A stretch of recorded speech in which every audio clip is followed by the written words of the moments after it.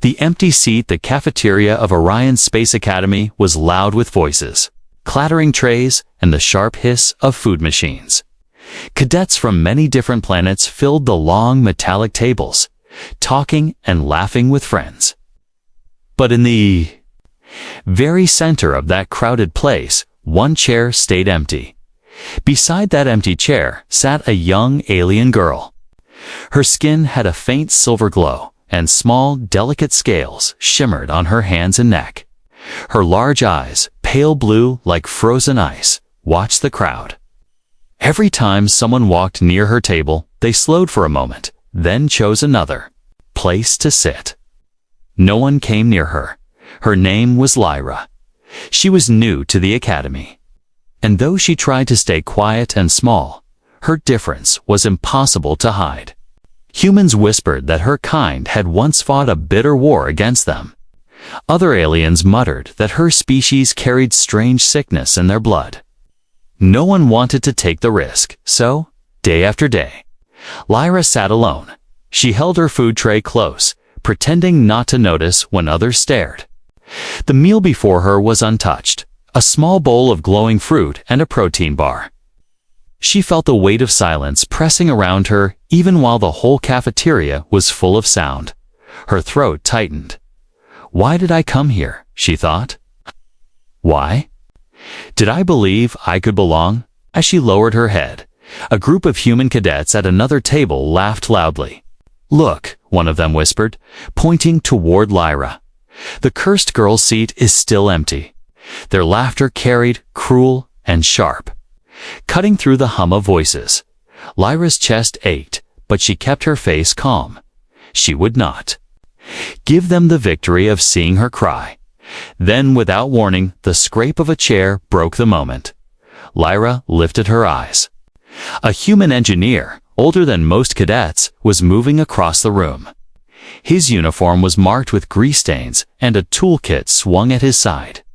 His face was plain, his hair cut short, and his eyes seemed tired, as if he carried heavy thoughts. He did not pause.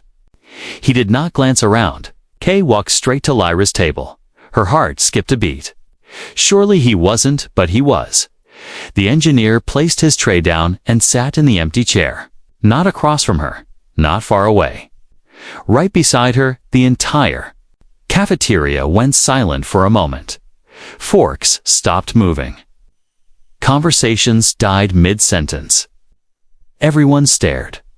Lyra froze, her silver-scaled fingers tightening around her spoon.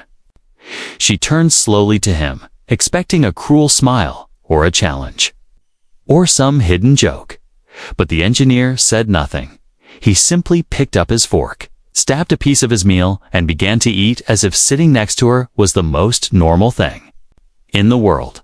Lyra blinked. Her lips parted, but no words came. The silence stretched.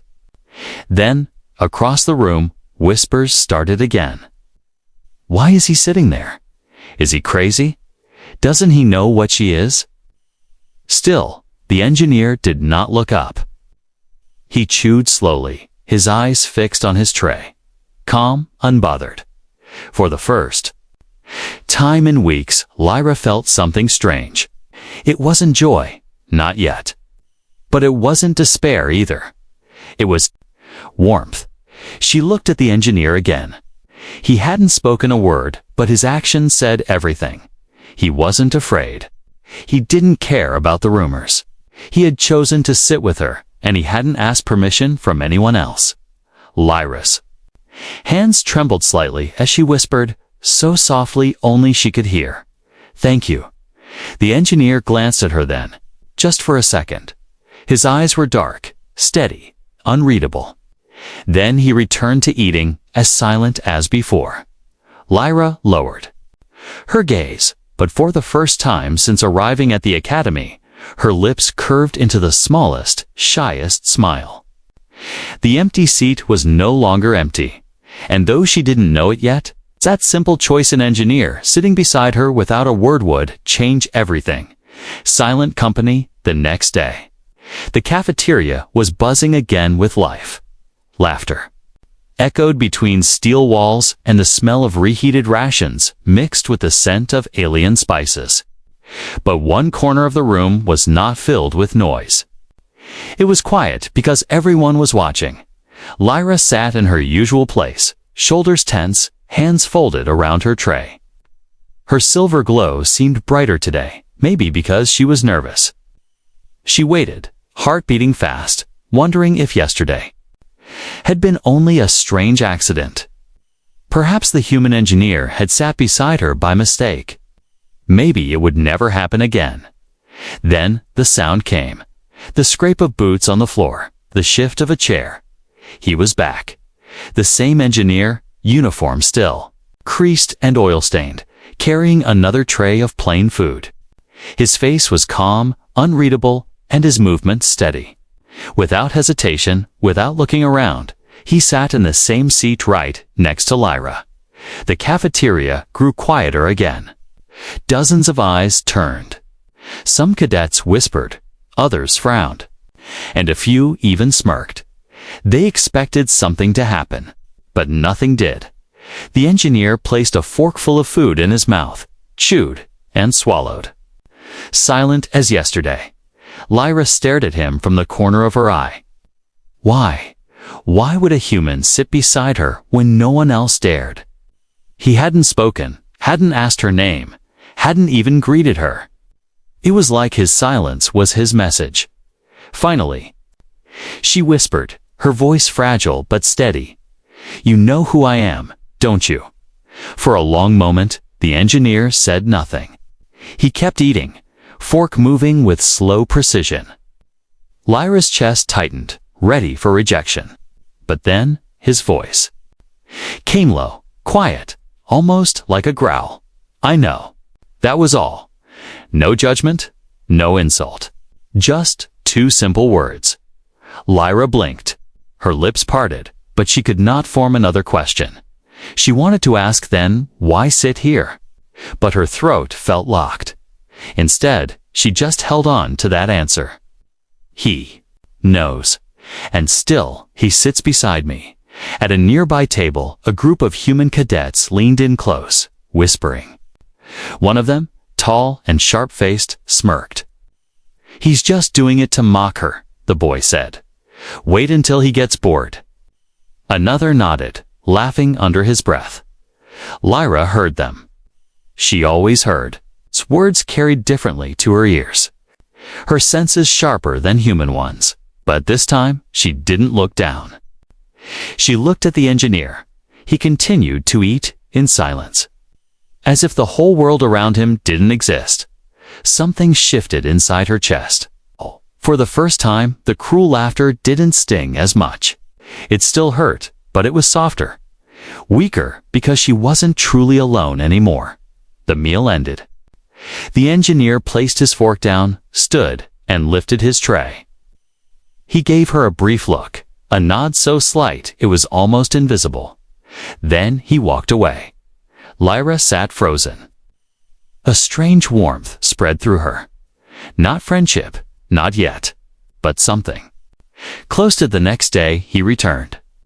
And the next, every day, the engineer came to sit beside her. He never missed a single meal. He never spoke more than a word or two, and yet his presence became louder than any conversation in the cafeteria. Rumors spread across the academy like wildfire. The cursed girl has a human protector. Maybe he's studying her for a project. Maybe he's insane. The cadets avoided their table even more, as if the two of them together created a dangerous space. But Lyra found herself waiting for that sound each day, the scrape of a chair beside her. It was the only thing that made the heavy loneliness in her chest a little lighter. One evening, as the lights dimmed across the academy halls, Lyra found herself standing outside the engineering workshop. Through the glass window, she saw him alone again, working over a broken drone. Sparks jumped from his tools, lighting his face in flashes. He looked tired, older than he probably was. For the first time, she felt curious about him. Who was this man who sat beside her every day? Why did he choose her when he could sit anywhere else? Before she could knock on the door, a voice behind her hissed, "You shouldn't be near him." Lyra spun, her heart jumping. A cadet stood in the shadows, eyes narrow, lips curled with disdain. "He's not what you think," the cadet whispered. "Stay away, before you regret it." Lyra's breath caught. The hallway suddenly felt colder, darker. She looked through the window again at the engineer. He was still working, unaware of the warning that hung in the air behind her. Her scales prickled with fear. But her heart whispered something else. If he is danger, why do I feel safe when he sits beside me? And as she turned back toward the workshop, Lyra realized her life was no longer just her own. Something was pulling her toward the silent company of the human engineer, something that might change everything. The whispered warning. Lyra lay awake in her small dorm room, the dim glow of the academy's nightlights leaking through the window. Most cadets slept soundly at this hour, but she tossed and turned, her mind tangled with questions. Why did the human engineer sit beside her every day? He never smiled, never laughed, never asked her anything. Yet his quiet presence was the only comfort she had. And then there was that warning in the hallway, the cadet who told her to stay away. His words had burned into her memory. "He's not what you think. Stay away, before you regret it." Lyra sat up, hugging her knees. A soft hum filled the silence, the sound of her communicator. Startled, she picked it up from the desk. The screen glowed with a message. No sender. Number. Signature. Just for words, blinking, "Stay away from him." Her breath caught. Fingers trembled as she held the device closer. Another line appeared. "Danger follows him." Lyra's heart pounded. She glanced toward the door, half expecting someone to be standing outside her room. But the corridor beyond was empty and quiet. She tried to ignore the words. She tried to convince herself it was a cruel prank. Yet something about the message felt different. Cold, serious, almost. True, she didn't sleep that night.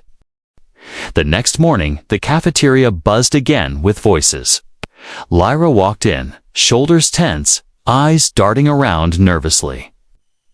Her tray felt heavier than usual. She thought of avoiding her usual seat just this once. But her feet carried her to the same table as if pulled by invisible strings. The empty chair beside her waited. A moment later, the engineer arrived. He dropped into the seat without hesitation, as always. He looked exactly the same: tired eyes, stained uniform, calm expression. But Lyra saw him differently now. The warning whispered in her ears. Danger follows him.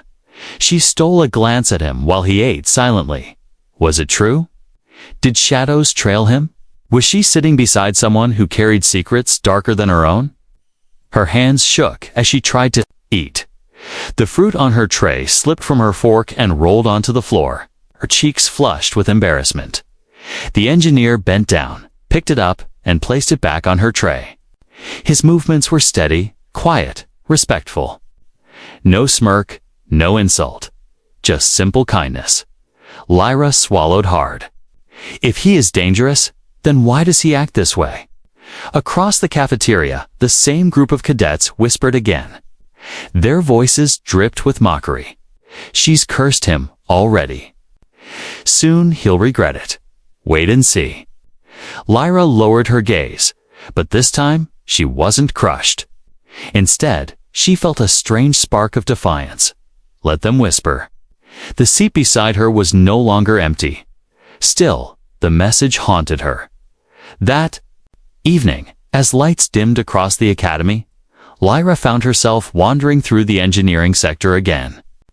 The air smelled faintly of smoke and oil, and the hum of machines echoed off the walls. Through a window, she saw him once more bent over a workbench, repairing what looked like a damaged drone.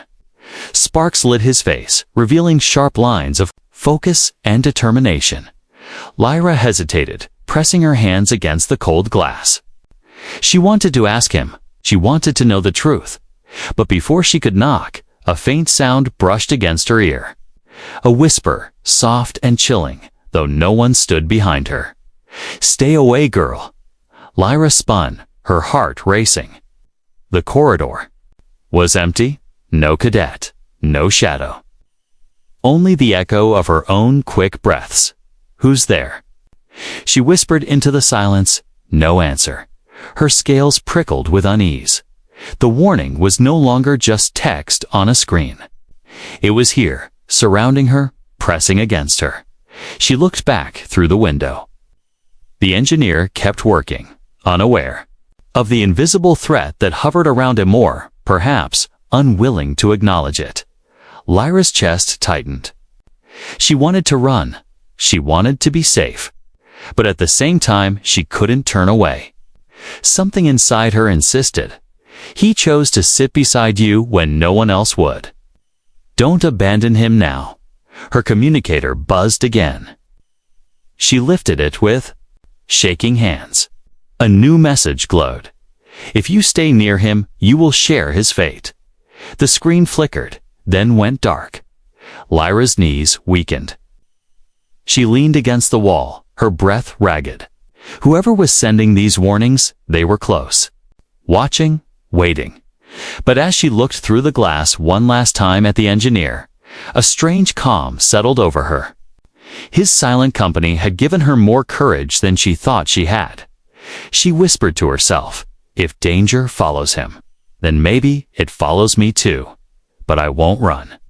And with that, she stepped toward the workshop door. Secrets of the engineer. The workshop door slid open with a faint hiss. Lyra stepped inside, her feet hesitant on the metallic floor. The air was thick with the smell of burnt circuits and grease. Machines lined the walls, some alive with soft glows, others silent and broken. At the center of the room, the human engineer worked with steady hands. Sparks flashed from his tools as he welded a small piece of metal back into place on the drone before him. He didn't look up when she entered, but Lyra felt he already knew she was there. She stood silently for a moment, clutching her hands together. The warning still echoed in her mind, but so did the memory of his quiet presence beside her. Finally, she gathered courage. "Why do you sit with me?" she asked softly. The engineer paused. For a moment, only the crackle of his tool filled the air. Then he switched it off and placed it on the table. Slowly, he lifted his head. His dark eyes met hers, calm yet heavy, as if carrying years of unspoken truths. "Because you needed someone," he said simply. Lyra's lips parted, but she found no reply. She had expected excuses, maybe even lies. Not something so plain. He turned back to the drone, tightening a wire with deliberate care. His voice came again, lower now. "You're not the first to be left alone in that cafeteria, and you won't be the last." Lyra frowned. "Then why me?" The engineer's jaw tightened. He didn't answer at once. His silence stretched, filling the room until it pressed against her chest. Finally, he spoke. "Because I know what it feels like." The words struck her harder than she expected. She blinked, her scales catching the workshop light. He knows what loneliness feels like, but she wanted more. She needed more. The warnings hadn't left her mind. She stepped closer, her voice shaking. "Someone told me to stay away from you. They said danger follows you." "What does that mean?" The engineer froze. For the first time, his calm face cracked. His hand, holding a small tool, trembled just slightly before he set it down. His eyes darkened, and when he spoke, his voice carried a weight she hadn't heard before. "Danger follows everyone who touches my life." Lyra's breath caught. She wanted to press further, but the heaviness in his tone made her hesitate. He stood and walked toward a shelf at the back of the workshop. From it, he pulled a small, worn datapad. Without a word, he placed it on the table between them. "Read," he said. Lyra's silver fingers hovered above the screen before she tapped it. The datapad flickered to life, showing old reports, marked with red alerts and military seals. Her heart sank as she read the headlines. Human colony destroyed in border conflict. Dozens dead after sabotage in engineering bay. Suspected. Enemy agents still at large. Each report carried one common detail: the name of the human engineer who survived. His name appeared again and again, linked not to victories, but to tragedies. Lyra lifted her gaze, eyes wide. "This was you." He nodded slowly. "Everywhere I go, something happens. Explosions, raids, accidents. People I stand beside, people I care about, they get hurt, or worse." Lyra's chest tightened. The warnings suddenly felt less like lies and more like shadows of truth. "You think you're cursed," she whispered, his lips curved into a bitter smile. "Maybe, or maybe it's just the world's way of reminding me where I belong." Alone, words echoed painfully in her heart. She wanted to step back, too. Protect herself from the darkness surrounding him. But at the same time, she saw something in his eyes, something raw and broken. He wasn't boasting. He wasn't warning her away. He was confessing. Silence stretched between them again. Lyra swallowed hard. "If that's true, then why sit beside me? Why risk it?" The engineer's gaze locked onto hers. His voice was firm now, steady like steel. "Because you were already alone, I thought. Maybe it was better to be cursed together than to let you drown by yourself." Oh. Eyes stung, tears threatening. She looked down at the datapad, at the endless list of tragedies connected to him. Anyone else would have run. Anyone else would have believed the warnings. But Lyra remembered the cafeteria, the empty seat, and how he had filled it without a word. "Danger or not," she whispered. "Thank you." The engineer said nothing. He only turned back to his drone. Tools sparking again in the silence. But for the first time, Lyra didn't feel like she was intruding in his world. She felt like she had been invited into it. And deep down, she knew one thing: danger or no danger, she would not walk away. The attack the day began like any other. The Orion Space Academy buzzed with the usual rhythm, cadets rushing between. Classes' announcements echoing through the halls. The low hum of ships landing and taking off at the distant hangar. Lyra sat in the cafeteria again. The engineer beside her, as always. Whispers circled the room like smoke, but she ignored them. The weight of his silent company gave her strength. Even when the food was tasteless, even when the stairs cut sharp, she felt less alone.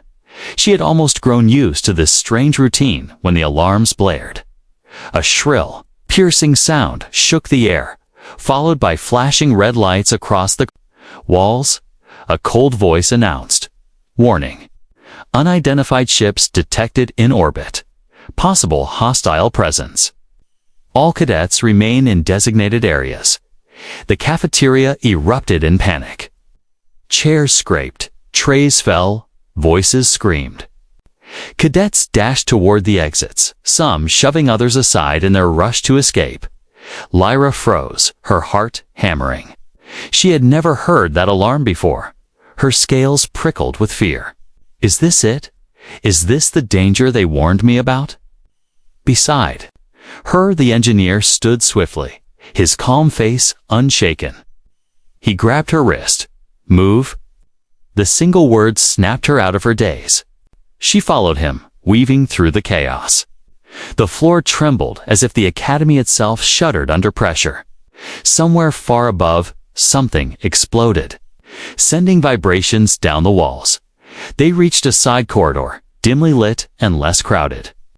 Lyra gasped for breath, clutching her chest. "What's happening?" "Raiders," the engineer said grimly. "They've breached orbit." Her blood ran cold. Raiders. Ruthless bands of pirates and mercenaries who cared for nothing but power and plunder. If they had come here, it wasn't for resources. It was for destruction. The walls shook again as a distant blast echoed through the academy. Lights flickered overhead. From somewhere close, the sound of boots thudded against metal. Not cadets, heavier. Armed, the engineer pushed Lyra against the wall. His voice dropped low. "Stay behind me." Before she could respond, the first raider appeared, a towering figure. In dark armor, a blaster in his hands. Behind him, more followed, their helmets glowing red.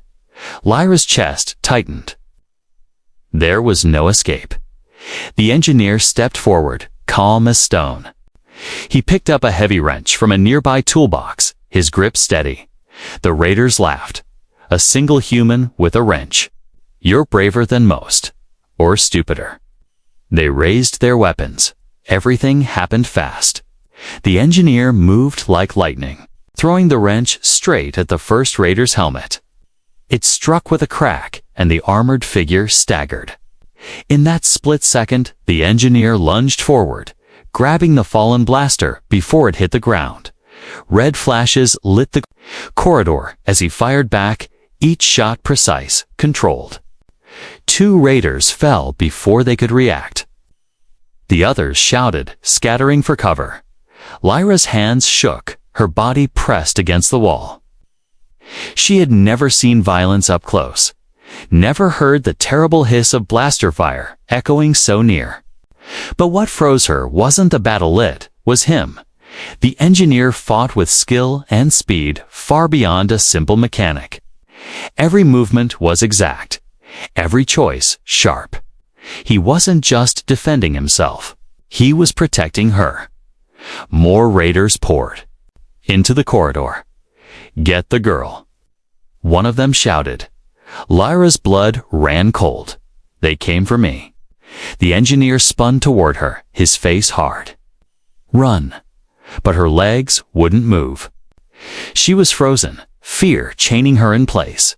The raiders charged. The engineer stepped between them and her, his blaster spitting fire. But there were too many. For every raider that fell, another appeared. One raider managed to slip past him, lunging toward Lyra with a blade. She gasped, stumbling back. The steel glinted as it came down, but the engineer was there. Faster than she could blink, he shoved her aside and caught the strike on his own arm. The blade cut deep, blood splashing against the wall. Lyra screamed, her voice breaking. "No." The engineer gritted his teeth, ripped the weapon from the raider, and slammed it into the enemy's chest.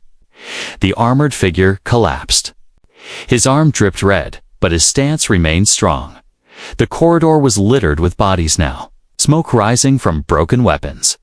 But the fight wasn't over. From deeper within the academy, more footsteps thundered closer. The engineer turned to her, breathing hard. His eyes locked onto hers, sharp and urgent. "This isn't random. They're here for you." Lyra's heart stopped. Her chest burned with fear, confusion, and guilt. "For me." "But why?" He shook his head. "I don't know yet, but I won't let them take you." The red lights pulsed overhead. The academy trembled again as another explosion shook the walls. Somewhere outside, ships were still firing, still tearing through defenses.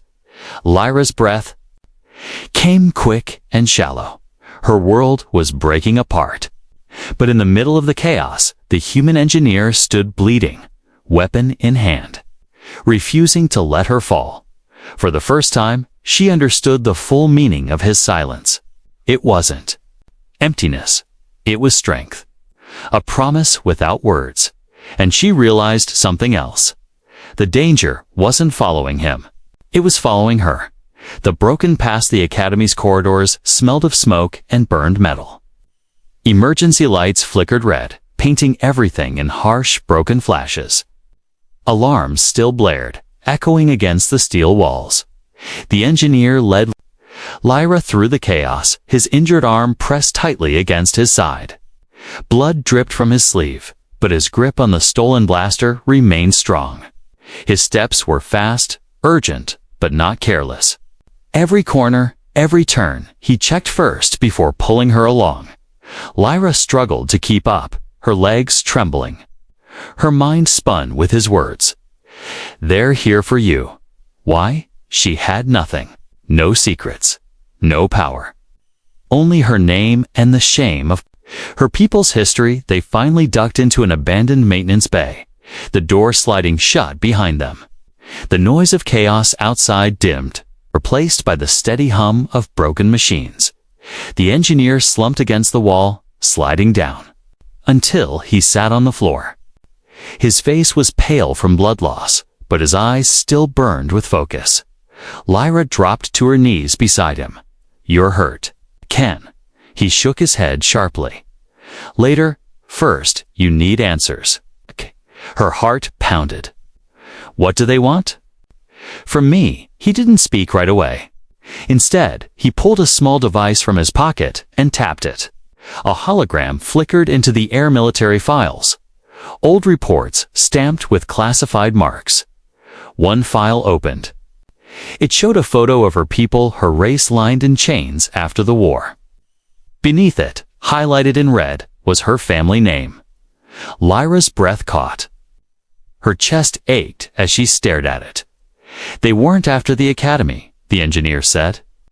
"Quietly, they were after you, because of your bloodline." Her hands shook. "But I'm nobody. I was just a child during the war." He met her eyes, his voice steady despite the pain in his arm. "Not to them. To some, you're a symbol. Your kind was feared, hated. But to others, you might still be valuable, either as a hostage or as a weapon." Her throat tightened. "A weapon?" The engineer hesitated, then nodded. "Your people were known for their abilities, strengths that no human science could copy. If raiders captured you, they'd use you or break you." Lyra's body went cold. She wanted to deny it, but deep inside, she knew it was true. Since she was small, she had felt strange powers flicker inside her veins. Powers she had tried. To hide, she buried her face in her hands. "This is why everyone stays away from me. Why no one sits beside me. I'm cursed." The engineer was silent for a moment. Then his voice, low and firm, filled the bay. "No, you're not cursed. You're hunted. There's a difference." She looked at him, her eyes wet. "And you? You said danger follows you. You said people around you die." His jaw tightened. For a long time, he didn't answer. Then, slowly, he pulled his sleeve back, revealing an old scar that ran deep across his arm. "My colony was attacked when I was young," he said. His voice was rough, almost a growl. "Everyone I knew, my family, my friends, wiped out. I survived, not because I was strong. Because I was the only one left to crawl out of the fire." Lyra's breath hitched. "Since then," he continued, "everywhere I went, the same thing happened. Raids, explosions, people dying, and me still breathing." His eyes were dark, hollow with years of memory. "I stopped trying to get close to anyone. I thought I was the curse, the shadow that brought death." Lyra shook her head fiercely. "That's not true. But he cut her off with a bitter smile. "And then I saw you, alone, abandoned by everyone in that cafeteria. I thought, maybe you'd understand.